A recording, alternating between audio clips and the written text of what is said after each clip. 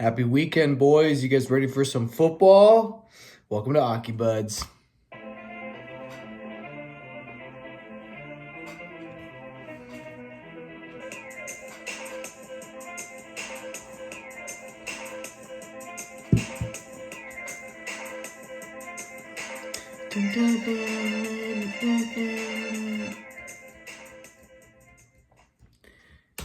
Guys, welcome on into Ockey Budz. I'm your host, Drew Taylor.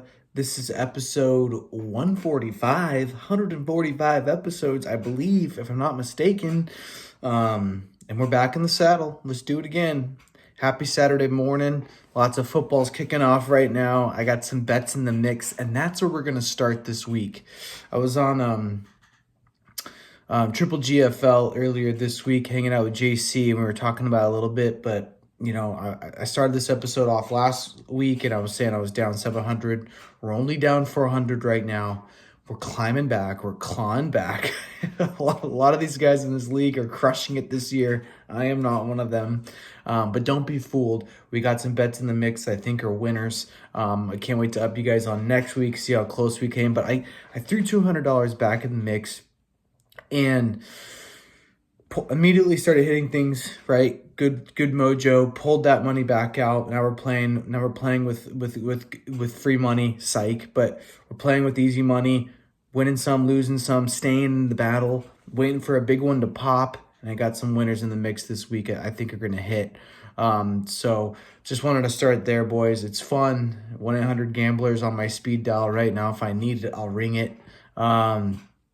But nothing crazy this past week. Just had a nice little Halloween, hanging out in the driveway, passing out some candy. Our street gets a little busy, not too crazy. Would like to see more traffic. Love me some Halloween. But just, standard week, right? Monica's growing the baby. It's kind of crazy every week. She's getting a little bigger. It's growing fast. So March will be here before we know it, and that is usually playoff time. That's usually the time this podcast falls flat on its face. So probably be the same 3 years in a row. What else do I have on my notes? Go Dodgers. Go Dodgers. Just checking the score while we were sitting in the patio, sitting in the driveway. Close call. What a double play to end it. Right? What a double play to end that last game 6. We got game 7 tonight. Anybody's game? We'll see. Dodgers got some mojo. Let's see if their bats can wake up and we can win this one. But either way, Toronto deserves to win it. It's a great team. Dodgers are going to be back next year. We have so many good players. We will buy new players in the offseason. For Toronto to win it, that would be a great story, but I'm a Dodger fan, so fuck it. Let's keep winning. We're like the evil empire, right? And we're like Darth Vader of the baseball league. The Taylor party, Jet Taylor's Halloween party looked fun last weekend. I was bummed I couldn't miss that. I missed that. I couldn't make that. It looked like JC was there. It looked like Evan was there. Sean Parsons was there. No Tyler Parsons. Looked fun. So I'm bummed I missed that. You guys looked like you had a good time. Spent the week catching up on some Triple GFL pods. I had been slacking. I listened to 2 this week. So that was fun. Actually 3, because I had missed 2 and then I listened to the new one. So 3 episodes this week, JC. I cranked of your dumbass. That was fun. It was a good time. It was good to be back on the pod. I need to get JC on this pod, so we'll do that soon. And any of you guys, I think, like I said before, what I'll do is I'll FaceTime you. I'll record my screen and share the mic, and I'll see if I can post that, but it'll just be like a FaceTime of us talking. I think that should be kind of fun. Okay, let's start diving into things here. Should there be a punishment for last place? I think so. I really think so. I think it should be fun. I think it should be doable. I don't care if it's another movie, whatever. I think it should be nothing too crazy. Just like Triple G, nothing too crazy. Something creative. The winner chooses it, right? That'd be kind of fun. My vote says yes. And if we want to start with a movie this year, we can do it. But I think the winner should choose it. So it will be up to Dylan and Mr. Habing to decide if what the punishment is. But that's my vote. I think the whole team, the whole group wants there to be a punishment. So maybe we should establish one, Commish. The positions got updated finally. That's pretty cool. None of my guys got extra positions. I was surprised. I thought a couple of people might, but like Clayton Keller, he usually has like left wing, right wing, center, all of them. But nope, not for me. But yeah, I tried to record earlier in the week, but I just didn't find the time to. And so yeah, we're gonna do week 4, matchup number 4, which is a whole week ago, right? Matchup number 5 is well underway right now. But yeah, let's dive in. Let's go for it.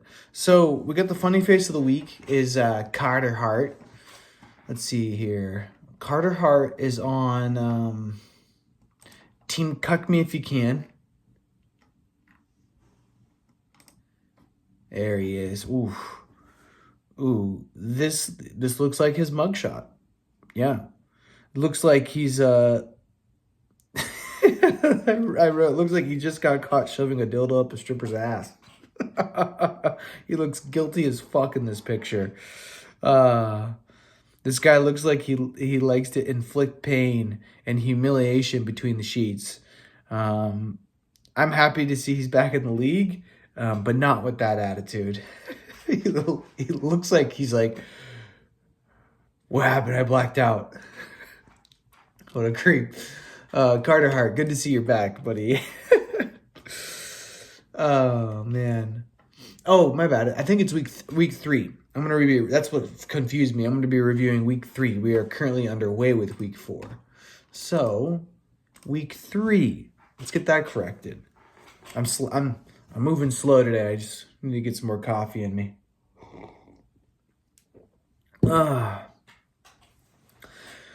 Croto, last week you had an amazing fantasy week. You broke 200 for the first time ever in Triple GFL. You almost break 200, breaking me in half. But just an amazing fantasy week overall. So congrats to you, Croto. You get a win in Triple GFL. You get a win in Ockey. I truly never stood a chance when you look at it. It's a big fumble on me not picking up Jacob Dubez. I think that's his name, the goalie that took Montembeau's spot in Montreal. So you kicked my ass, and now Jacob Dubez is crushing it on Team Russia. But we're going to look at the losing team first, as always here. My goalies go from having 68 points the second week of the season to only 8 points this week of the season. So I immediately get crushed. Big shout out to Jack Hughes, who almost hit the 40-point mark, and Draisaitl, who had 30 points. But other than that, my team was not sitting pretty. And speaking of pretty, look at this pretty lineup Croto has put together. He had 46 points coming from his goaltending. Of course, my ASU boy, Joey Decord, crushes me. Gets 2 wins, 1 shutout. He gets 22 points against me. So, yeah, one of my favorite players in the league, Joey Decord, because he's an ASU alumni. Shoves it right up my hoop. What an asshole. He had some pretty decent performances from Voronkov led his team with 25 points, Sidney Crosby with 22, Dougie Hamilton with 22, Jesper Bratt with 18. This is a community win here. It was a really good job, Croto, so props to you. Big fantasy week. All right, we're moving on to the next one. We've got the... let's see here. Ramblers. The Ramblers squeeze out a W after nearly letting it slip away on Saturday. Tough look for Nysdale. Gunfight. Nysdale's about to be 3-0. And just couldn't hang in there. Just couldn't get it done. Let's see here. So Rambler starts off pretty hot. Kind of takes a big lead by Tuesday. I think Nysdale Gunfight started off Monday with a lead, but then Rambler comes back punching on Tuesday. Nothing really happens on Wednesday. Thursday, the Rambler JC takes a fat lead and then almost throws it all away come Saturday, like I said, and then just not enough juice in the tank for 40 to get the W back on Sunday. So the losing team here first, 37 points coming from Nysdale Gunfight's goaltending. Not bad, not great, not bad. Bobrovsky having a great week. Jordan Binnington, what is up with this guy? This guy hasn't got a win since middle of October. He's had 5 losses in a row, man. Where is this guy? This guy was a big name for Team Canada. Now he's shit, at least to start the season. It's surprising to see a defenseman lead a team in points other than Makar. Sergachev with 36 points. That's crazy. Jordan Eberle with 25 points. And that was basically it. I had a lot of single-digit scoring from so many people on his team, so that was depressing. I mean, Tim Stützle had .3, and he played in 3 games, so that shows you how off this team was this week. Big miss there, 40. Any kind of help from people like Stützle or Nyes or Marner, but nothing. The winning team, though, 1-800-RAMBLER, 41 points coming from the goaltending, 2 wins apiece from Logan Thompson, who's off to a great start this year, Darcy Kemper, who's hit or miss, but you got to put him in when he's in. 18 points apiece coming from those guys, actually 18.4 points each. So that's pretty unique there. And then big week for Adrian Kempe. God, dude, this guy's a fucking weapon. Goes and gets 2 game-winning goals back-to-back, and I think he was in Dallas when he does, like, the horns down. Dude, that was such a bad... The night before, he beats the Blues in overtime and shoots an arrow at the goaltender. Sick. And then the next night, he's in Dallas. He's horns downing it after he wins. Adrian Kempe's a fucking mutant, and I love it. He's a vampire. He's going to suck your blood. I love it. But really, JC, a team was kind of a weird one because only Connor Garland had like 18 points and everybody else didn't do too much. Jake Wallman, Wallman had 16 points, and I think you picked him up off the wire on October 12th. So, hey, I got to give you a shout out. Great pickup, right? 16 points coming from Wallman. He's getting all the scoring Bouchard should be doing. So yeah, Adrian Kempe led this team. Great win, JC. You almost threw it all away, but you ended up winning by 20 points. So congrats. Big time congrats. 2-1, JC. These 2 teams have a winning record. Look out for them to keep the pace.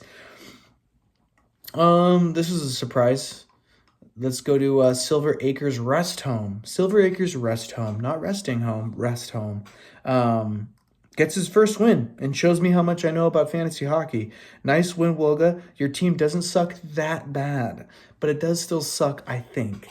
But you put up 214 points against a tough competitor, Chippendales, Nate Devon, Big Nate the Gay, and I was surprised. I wasn't here for it. I was not expecting this, but you start out with a big win on Monday, Tuesday, Wednesday, Thursday goes to Chippendales, then back to you Friday, and then basically the weekend went to Kelly. So Kelly just kept pace all week. I don't believe it. He even used all 3 of his pickups. His acquisitions. He reached his acquisition limit. What's happening, Wilga? Are you trying to change the tide? Don't lie, you're not. Talking about the losing team first. 21 points coming from Jake Allen, and that was pretty much it. Not too much scoring coming from the goaltending.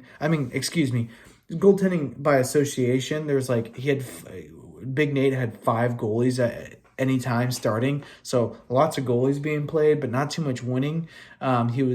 He got 40 points coming from his goaltending, so not technically that bad. Brad Marchand, who stepped away from hockey for a couple of weeks to coach a team. One of his friends, I think, died, and he's coaching their team for a while or something like that. I don't know. I heard it on Chicklist, but it sounded like a pretty nice story. But he leaves while he was on a heater because he had 26 points. Morrissey had 24 points. Valeri Nichushkin had 23 points. Mikko Rantanen had 21 points. So, decent amount of scoring. Surprised to see Kyle Connor only have 15. Braden Point only had 6 points, so could have used more help from him.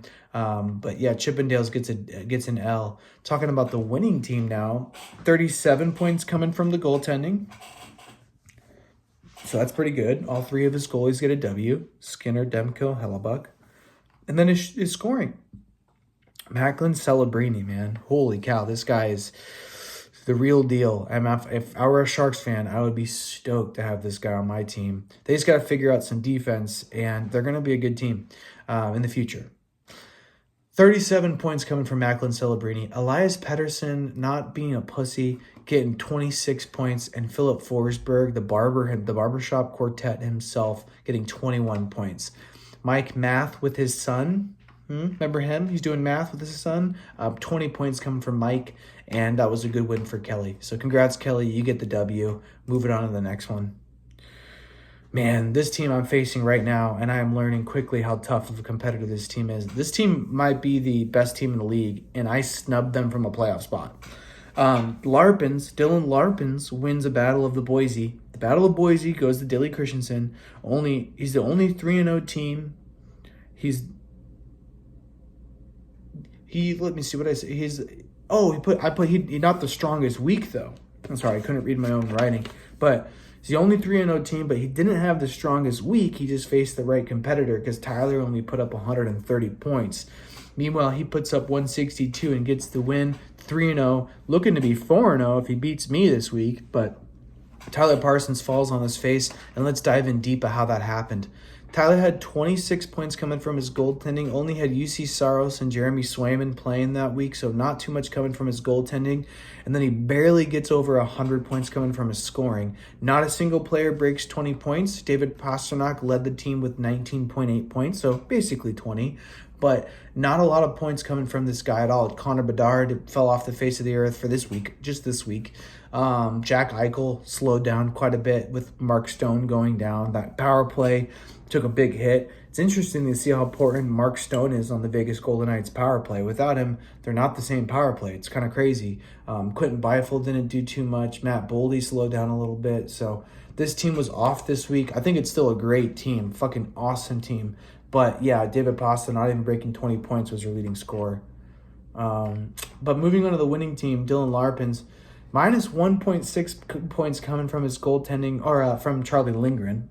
But he had 13 points overall from his goaltending. So goaltending doesn't matter when you're putting pucks on the back of the net and facing the right competitor. So Cutter Gauthier, but this is a great week for young kids, right? Macklin Celebrini, and then Cutter Gauthier leads this team with 24 points. And then right behind him is Nathan McKinnon with 18 points. And honestly, that was pretty much it. It just was an off week for these guys. It wasn't a battle, it wasn't a shootout battle like Dilly and I are having right now. But it was even Dylan Larkin, I think he's like leading the league in scoring, and he only had 10 points for Larpins. So Logan Cooley, 4 points, things like that. So I can't shout out too much positive, but a win is a win is a win is a win.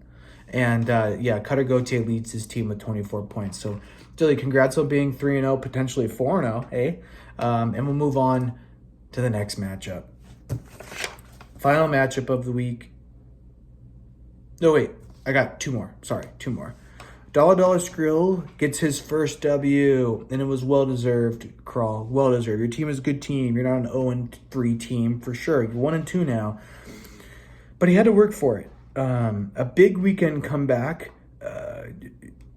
Let's see here. Crawl, this is what you mentioned. I think you have, let's see if it's true. You have the most points for and the most points against. No, not anymore. Not anymore. Actually, I have the most points for right now. Holy shit. I didn't know that. I didn't know that. I got the most points for in the league, but I'm going to lose this week. That sucks. And you don't have the most points against anymore, Crawl. So when I wrote this down on Monday, you had the most points for and the most points against. I guess I can't shout you out for that. Sorry, buddy. So shows you why I should record right after I write these notes. But it was a good win, Dave Crawl. You worked for it. We'll talk about the losing team first, which wasn't a bad week, Evan. You would have crushed the two teams we talked about in the previous matchup, the Battle of Boise. You would have beat both those guys, Evan. But you just matched up against the wrong person. And you had 43 points coming from your goaltending, led by almost 30 points from Jacob Dubas. Like I said, Dubas. Jacob Dubas. It is a Jacob Dubas. He's in the net stopping the puck. Jacob Dubas. He's Italian. You didn't know that? Jacob Dubas. He got 30 points. And I left him. I thought Montebo was going to be the guy in Montreal. And Jacob Dubas is the guy in Montreal now. So congratulations, Jacob Dubas. Mwah. Evan, you had Dylan Gunther, another young kid leading his team. That's Cutter Gauthier, Macklin Celebrini, fuck your mom. 29 points coming from Dylan Gunther. Jonathan Tays had 23 points. Evan Bouchard's waking back up a little bit. You heard me calling him out last episode and waking it up a little bit. 19 points coming from him. Ryan Nugent-Hopkins, 19 points coming from him. A lot of scoring, just faced against the wrong guy. So, tough week, Evan. You got matched on goalie points, so we're going to David Krall. 45 points coming from David Krall's goaltending. And then 187 coming from his scoring. He had Nick Schmaltz with 37 points. Love seeing Nick Schmaltz do well. I love Nick Schmaltz. I was one to always pick him up and have him on my team. I missed it this year, and this is the one year I should have picked him up and have him on my team because he's crushing it. Tage Thompson had 24 points. Jake Getzel had 22 points. And Wyatt Johnson, another younger kid, 22 points. He also had Kirill Kaprizov and Cal McCarr had 19 points apiece. So I think this team is just built. They're deep. They're going to be a tough competitor every week. They're going to show up. I'm telling you, especially with Nick Schmaltz playing the way he is, that wasn't even somebody he was counting on this year. So look out. And congrats to Dave Krall for a big win. Big win. We'll do the Curse Breakers, last matchup of the week. Cuck Me If You Can wins first, gets his first win of the season. So congrats, Cuck Me If You Can. It was a great battle. Having remains winless though. Both teams fought well, but Having falls short, and that's a tough loss for Having. Tip of the cap, right? This one came all the way down to the weekend, to late Sunday. It was a battle. It was a punch-for-punch battle. And Having, you're an honorable competitor. You tip the cap when you should tip the cap, and you're politely cocky when you can be. You're a seasoned vet, but you have yet to get a win this year. This is crazy to me. Crazy storyline. So we're going to talk about his team first. 33 points coming from his goaltending. Not bad, not great. Sluggish, who I dropped, leads his team with 22 points. Another young guy, William Eklund and Sluggish, whatever. 22 points coming from him. Lane Hudson, 20 points. Jesus, the top three guys on Having's team were all young kids. I think William Eklund's pretty young. Yeah, he looks like a baby.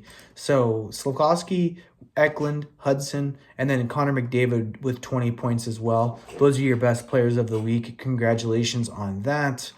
But you got matched against the wrong person. 27 points coming from Cuck Me If You Can's goaltending. Vizmelka with 22 points, having a great season so far. 3 wins apiece, three starts, 3 wins for Vizmelka as the Mammoth went on that tear. Like I think it was like an 8-game win streak or something like that, maybe 7. But his goaltending wasn't bad, wasn't great. Actually, Having's goaltending was better. But Alex Tucking some goals. 26 points led his team. Nick Schmaltz with 22. Anders Lee, who's one of the boringest players in the NHL, 21 points coming from Anders Lee. Mark Scheifele, 20 points coming from him. Nikita Kucherov, 20 points coming from him. So, there you have it. Great win. Cuck Me If You Can, getting your first win of the season. Both these teams were winless. The loser wasn't going to be happy. The winner was going to be grateful. And there you have it. All right, let's do the awards. Let's get into the awards. Man, I missed some of the editing. I wish I had like a button I could push for my sounds, but fuck it. Rinky Dink Pod for a while. Your Trojan Condom top performer of the week, Nick Schmaltz, Team Krall. Big waiver pickup. 27 points as the Mammoth went on for a long win streak.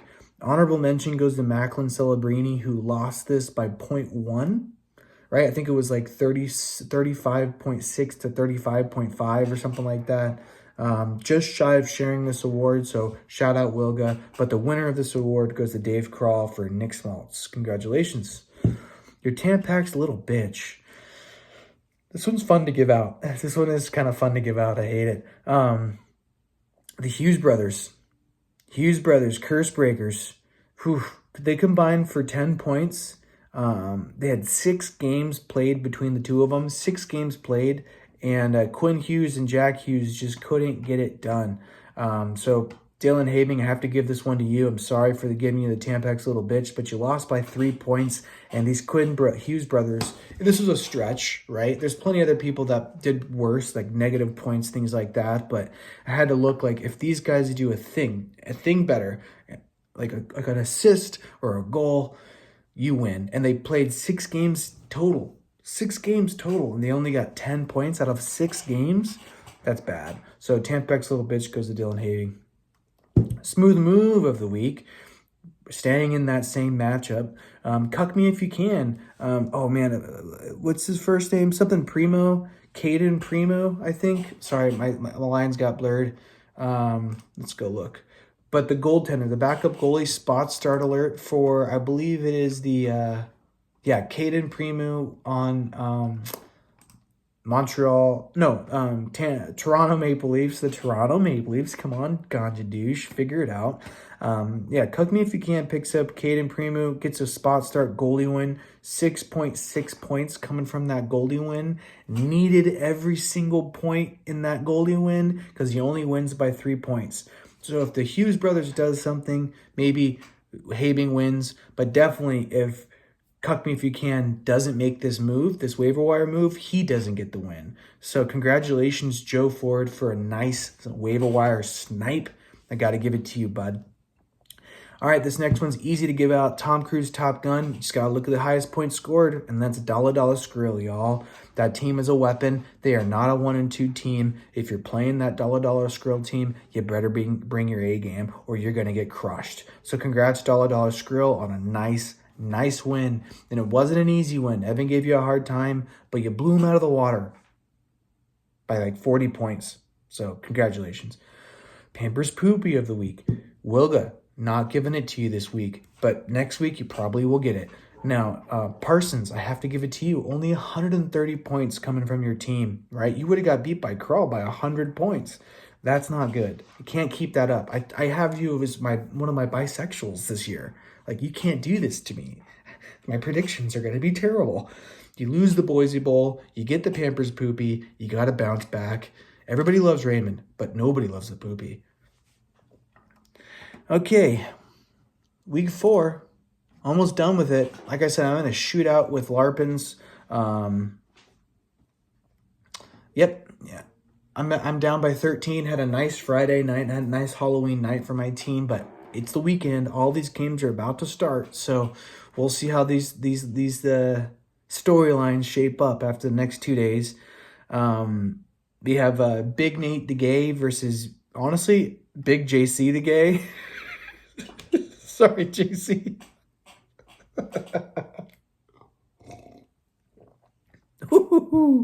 I don't know who's bigger these days. Oh man, JC's big. Who's bigger? It's the battle of who's bigger. Sorry. But where'd they go? Oh man, Chippendales is winning by 11 points right now. Once again, it's the weekend. Anything can happen. 1-800 Rambler needs to bounce back. Only down 11, so we'll see what happens. Dilly gets his football helmet. But will he get the win from me? I don't know. I already mentioned our week, but I wrote that down, so I wanted to read it. Dilly got his football helmet. I finally sent that shit in the mail, but will he get a win from me? All right, the Ford brothers face off. Oh, love this. Yes. Brother Bowl alert. 40 brothers face off. Here we go. All eyes on the bloodshed. Right now, Knives to a Gunfight is up by 10 points. So that's a close matchup. Big weekend ahead. We'll see how that shapes up. I'm pulling for the Kings fan, obviously, Joe. I'm not going to root for a Ducks fan. Go Ryan Ford. Sorry, Joe. I love you, but go Ryan Ford. Brother Bowl. All right, Croto versus ET. Croto can make a big name for himself getting a win here. And right now he's doing it. He's up by 15 points. He's beaten Team Russia. He's 2-1. This is the best fantasy hockey team he's put together so far. Zegras is looking great. He's getting in the mix. He's scoring goals. The Flyers are on a heater, and it's because of his play. Crosby found the fountain of youth. The Penguins are looking good. Chanel East Coast looking like the best coast right now, looking like the Beast Coast. and he's up by 15 points against Team Russia. So can make a big name for himself if he gets this win. Evan on the other end, if he gets a win, he's 2-2, and he's going, hey, I'm flying under the radar this year. Might not be a bisexual, but I'm going to get in the playoffs, and I'm going to make some waves. So Evan, you need to climb back. 15-point hole. Can you make it happen? And then we got Team Raymond versus the Curse Breakers. Good luck to the Breakers. Ooh, damn, I'm just looking at the score right now. Shit. Looking at the Breakers are looking to get their first win of the season. They're 0-4, or 0-3, sorry, but they're probably going to end up 0-4. He's got 82 points right now. Parsons has 137, so Parsons has about 55 points on him. That's a big hole to climb out of. There's plenty of game left. Like I said, could have a big Saturday, Sunday. Anything can happen in this league. But this is the deepest hole so far of the matchups this week. So I don't know, man. Good luck, Habing, but fuck. I don't know. Might be 0-4. Toughest start ever for you. Finally, Skrilla